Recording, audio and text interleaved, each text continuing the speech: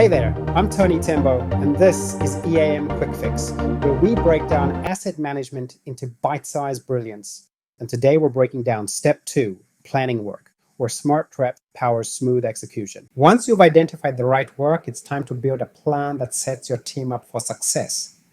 No guesswork, no scrambling, just clear, structured execution.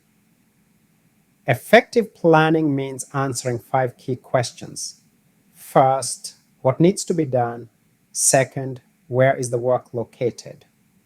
Third, what tools and materials are required? Fourth, who's qualified to do it? And lastly, how long will it take? Get those answers right, and you've got a job that's ready to roll. Poor planning leads to delays, wasted time, and frustrated crews. But solid planning? That's how you turn a work request into a well-oiled operation. In systems like SAP PM, this means filling out the work order with precision. Equipment ID, location, task list, materials, labor, and estimated duration. Every field matters. Next up, Step 3, scheduling work. We'll show you how to line up resources and lock in the timing.